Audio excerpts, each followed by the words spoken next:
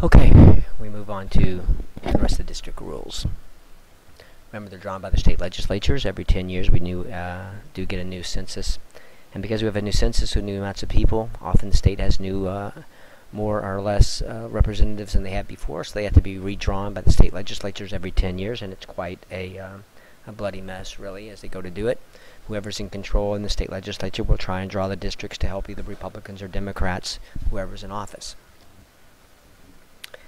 And as I just said, you don't have to live in the district, why the framers didn't require it, and the lines must be continuous.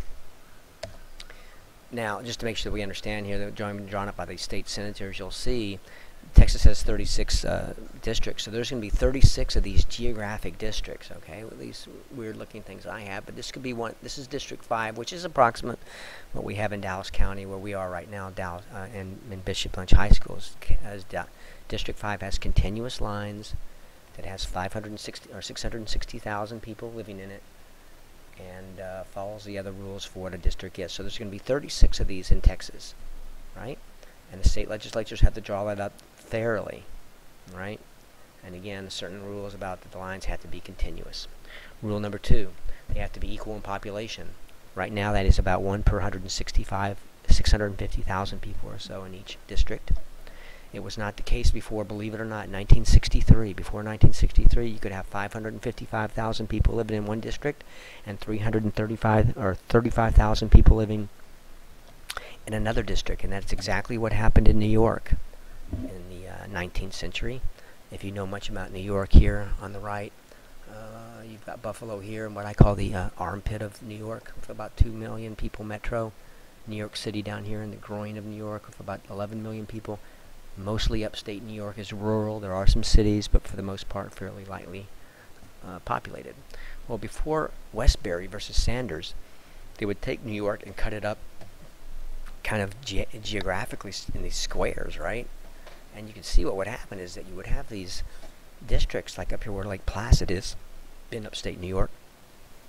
They would have one representative, and then in New York might encompass 4 different ones. You might have 4 for 12 million people and 1 for 125,000 people in the Lake Placid district.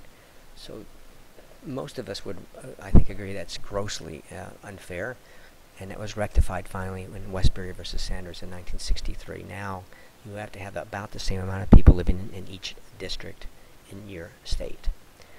That obviously takes a lot of the favoritism away from the rural areas where rich people used to live, and has made it dissipated at least fairly into the cities as well. So the district rules continue with, they cannot be gerrymandered. That's a funny little word that basically means the illegal drawing up of district lines to favor one type of person. Now remember, who's drawing up the district lines? The state legislatures. Who are they trying to discriminate or try and get into office? Well, historically it's been on race, and vice versa. For the most part, whites trying to keep blacks from being in office, and then since the civil rights movement, there have been times when African Americans have drawn the lines to keep whites from being elected. So it used to be mostly racial, but nowadays really it's trying to get the problems that they run into with gerrymandering are getting districts drawn to get Democrats or Republicans elected, which can be therefore certainly indirectly racial and gender and ethnic and income based, but not directly so. Gerrymander comes from the original gerrymander district up here in Massachusetts a couple of hundred years ago, where they drew the lines, and it was so weird the way they drew them around to try and get people in this district that it made it look like a large sort of I guess a salamander at the time, or some wicked creature, or and the person's name was Jerry who came up with it. So there you get this funny word called gerrymandering that you may have heard, that's in the political parlance of our day. We'll go past Post-Vaney on that and move on now to the Senate. Well, the Senate is structured quite a bit differently, and it's going to leave off a lot of the complexities that we just saw with the rule structures for districts, because there are 2 per state, no matter how big or large the state, as we said on day 1. And this can lead to some certainly unbelievable discrepancies. You have a state like California that has 45 million people in it. They have 2 senators. Wyoming, 197,000 people live in Wyoming. They have 2 senators. No matter what. And in fact, of all the things, there can only be one thing not changed in the Constitution. It's written in one of the articles, and that is the equal representation in the Senate cannot be changed. They could go from 2 per state to more than 2 or less, or they could go to 1 or 5 or 7. They could not ever, ever, ever go unequal representation in the Senate. And that goes to show you again just how deep-seated the fear of central authority of the big states ganging up on the small states was to get the deal brokered in 1787 when we signed the Constitution. Can't be changed. Now they serve for 6-year terms, longer terms. Why? And no term limits, by the way, which is why we really get some ancient senators up there. The average age of the senators today, I believe, is 66. It's been as high as 74 before. A couple guys around 100 died last year to bring it down. But no term limits, and they like their jobs. You get a lot of guys who've got some serious time on their hands in there. Now, unlike the House of Representatives, where each of the 435 people are running every 2 years, only 1/3 of the senators run every 2 years. So you have 33 of them who ran last fall.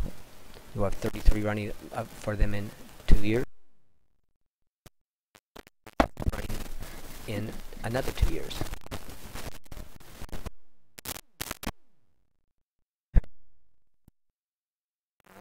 We have 2 senators from Texas, and so therefore one of the 2 years, one runs. The next 2 years, another one runs. And then we have 1 2-year cycle in which there is no Texas senator running for office because they are on staggered terms.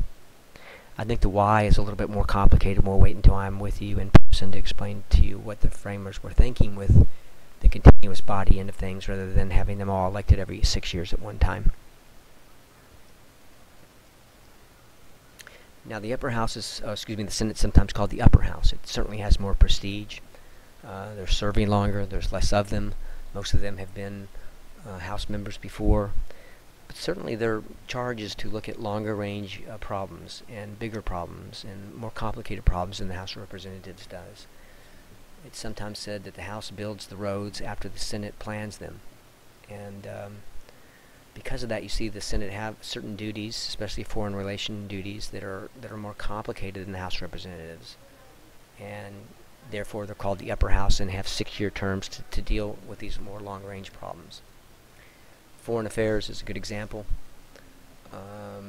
In that, for instance, the president signs and negotiates treaties, but the Senate and the Senate alone confirms them. The House has nothing to do with it.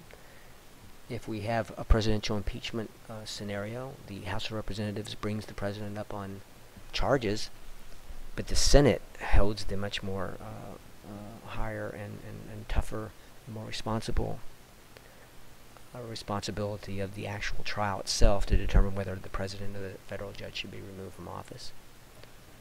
And there are several other ones we could give you.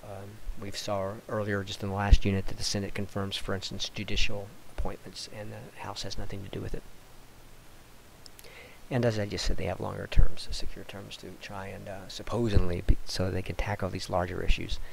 What that's turned into now in modern day dynamics of the American Senate is probably another matter.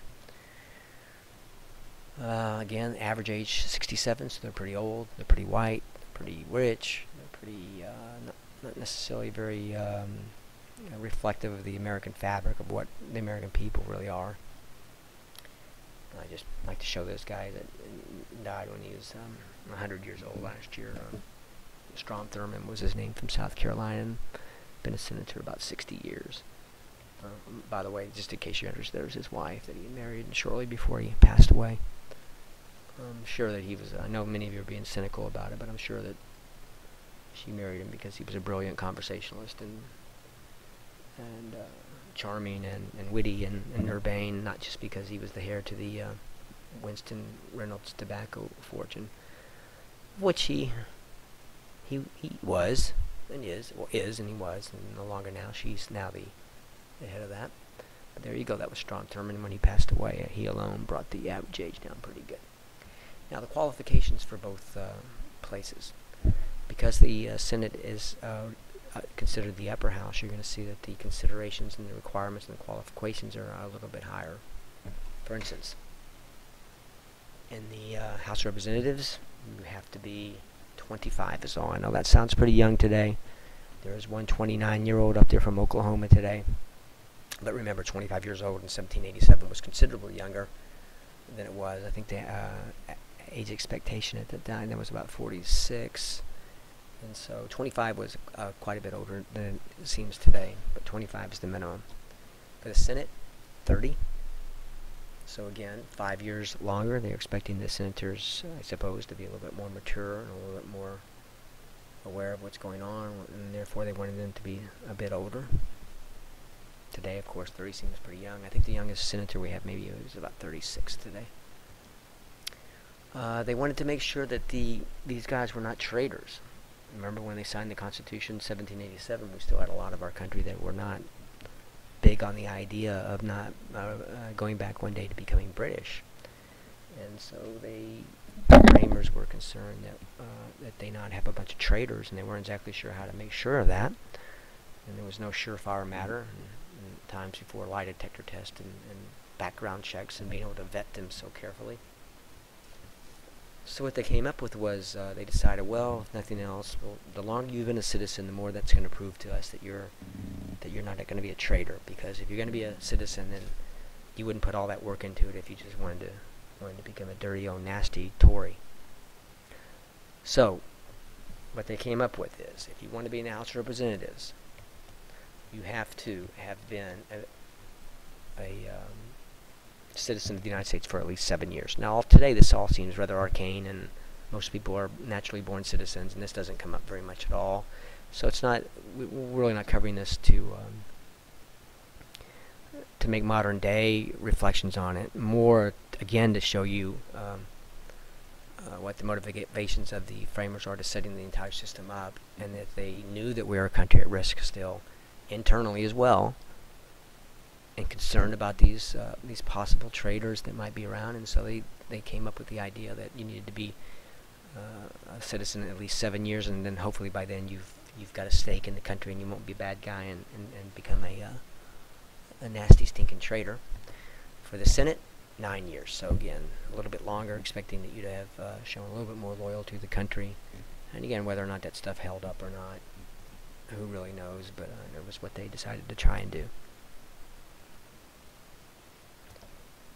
Perks and pay. Now, it's interesting that the perks and pay, except for some of the leadership positions, are exactly the same, even though the Senate's held in higher regard. So let's look at some of the reasons that they like their jobs so much. Actually, this has gone up now. I believe it's $162,000 a year. They certainly get a serious amount of prestige. There's something called the franking privilege they get, which is free postage. And that not only helps them at Christmas time when they want to send Grandma and Grandpa free Christmas cards, but whenever they do anything really, really good on Capitol Hill, they want to make themselves look good back to their constituents back home, they are allowed to send newsletters back home. And you can imagine how much that would cost if you were trying to do that to 600,000 people.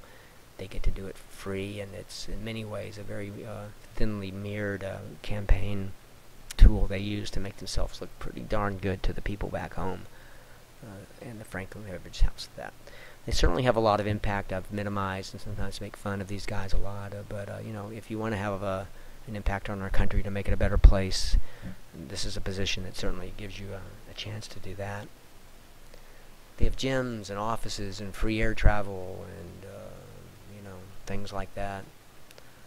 One of the things that's unofficial, but these fact-finding missions that they're allowed to be brought on by PACs who bring them over to conferences to tell them about their industry and to make sure they understand, you know, what about their industry is so particular in case laws come up. And so they have to go to places like Maui, and, you know, from the Pineapple Growers Associations, we're bringing them over there to golf and stay at the Hyatt. You know, you see them going over to Paris and Aspen, all these different places on these fact-finding missions, and rarely Chad or Soweto or Mississippi or, you know, those sort of places for these. Usually those places aren't sort of quite nice enough. Rather go to Hawaii.